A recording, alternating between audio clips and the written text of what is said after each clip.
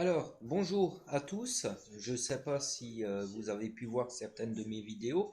J'en avais posté deux concernant les placements abusifs et donc les mensonges concernant les éducateurs, le Sermo, l'ASE et compagnie. Pour petit rappel, dans une de mes précédentes vidéos, je faisais état qu'il voulait me placer ma fille parce que j'étais un papa trop présent pour elle, que je la couvais de trop, que l'empêchais d'évoluer. Déjà, je vais vous montrer ceci. Ça aura toute son importance dans la suite de la vidéo. Je vais vous expliquer à quoi ce petit dictaphone m'a servi tout à l'heure. Alors, faut bien se remettre dans le contexte. Donc, c'est passé donc au tribunal le 1er mars. Le juge donc en charge du dossier ce jour-là a décidé de mettre une mesure d'AMO renforcée. Alors tenez-vous bien. Suite à ce jugement donc ordonnant l'AMO renforcée, j'ai été reçu donc par l'éducatrice, la psychologue du Sermo, qui ne travaillera jamais contre le Sermo, mais pour le Sermo. Attention, attention à ces gens-là. Euh, donc, je me suis rendu donc à ce rendez-vous il y a quelques jours, muni effectivement, comme ça ce sera mieux, muni effectivement de ce petit dictaphone. Donc oui, je les ai enregistrés à leur insu, j'ai tout là-dessus, où ils ont fait grosso modo le tour de la question. Et tenez-vous bien, ils ont osé dire et avouer que la mesure d'AMO c'était une nouveauté pour eux et qu'ils ne savaient pas comment ça allait se passer, ni même comment ça allait, comment ils allaient faire. Parce qu'ils, parce qu'ils ne savaient pas, ils ne l'avaient jamais fait avant. Quant à la psychologue du Sermo, elle me propose un autre rendez-vous, justement, pour essayer de parler de mon passé. Je vois pas l'intérêt.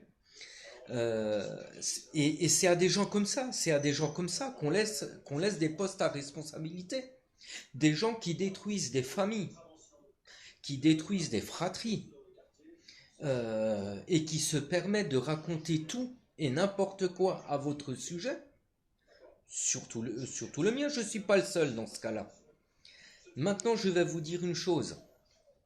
Ils l'ont avoué, qu'ils ne savent pas faire, qu'ils ne savent pas comment ça se passe, que tout ça c'est une nouveauté pour eux. Enregistrement à l'appui. Ça n'engage que moi, mais par contre, j'en conseille plus d'un parent. S'ils sont face à ces gens-là, si pour éviter les quiproquos, vous pouvez investir dans un petit dictaphone qui coûte une quinzaine d'euros, le mettre dans la poche, hein, le mettre en route avant de rentrer dans ce rendez-vous, les enregistrer à leur insu, les laisser parler, mettre ça sur une clé USB et ensuite faire constater ça soit par un huissier de justice, soit par votre propre avocat. Il ne faut plus leur laisser le moindre terrain, ne plus leur céder un pouce de quoi que ce soit. Faut bien se dire, et ça, moi je vais vous dire, ça n'engage que moi. J'ai vu quelques vidéos tourner là-dessus, où ces gens-là ont été mis en place donc par le département, sachant que le département lui-même a été verrouillé et infiltré depuis des années par la franc-maçonnerie. Ça a été voulu, ça a été cadenassé de partout. Ils ne se rendent pas compte du mal qu'ils font, ou ils s'en rendent compte et ils s'en foutent complètement. Autre chose,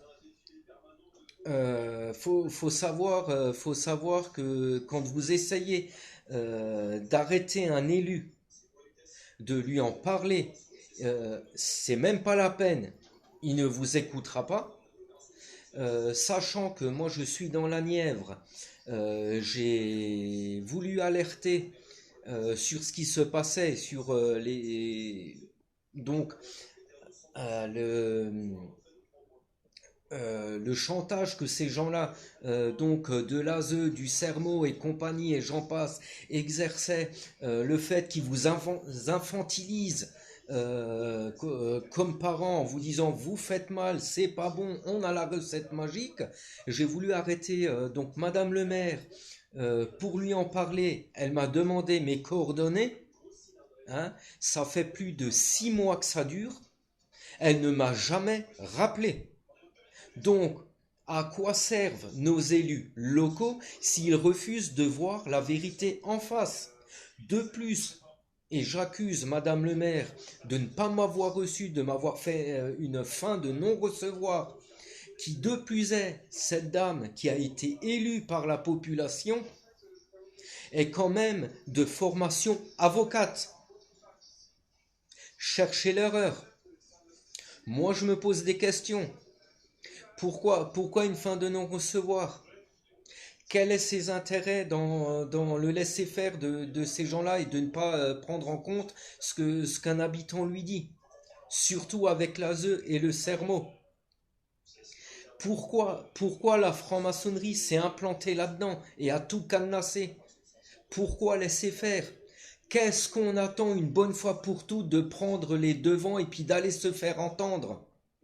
Moi, je n'ai plus rien à perdre, je l'ai déjà dit dans une vidéo, je n'ai plus rien à perdre.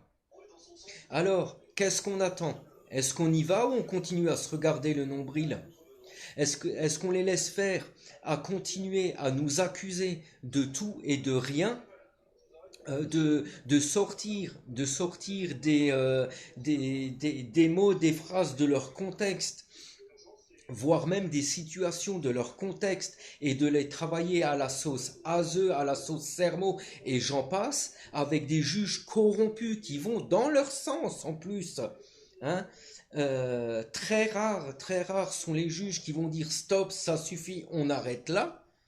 Euh, est-ce que du côté de la justice, est-ce que ces gens-là ne seraient pas francs-maçons aussi? Ah oui, en tenant des propos comme ça fait de moi un complotiste. Eh ben, alors dans ces cas-là, qu'on me colle l'étiquette de complotiste. C'est pas grave, je changerai pas un virgule et pas un point et pas un point de mon discours. Alors les amis, qu'est-ce qu'on fait?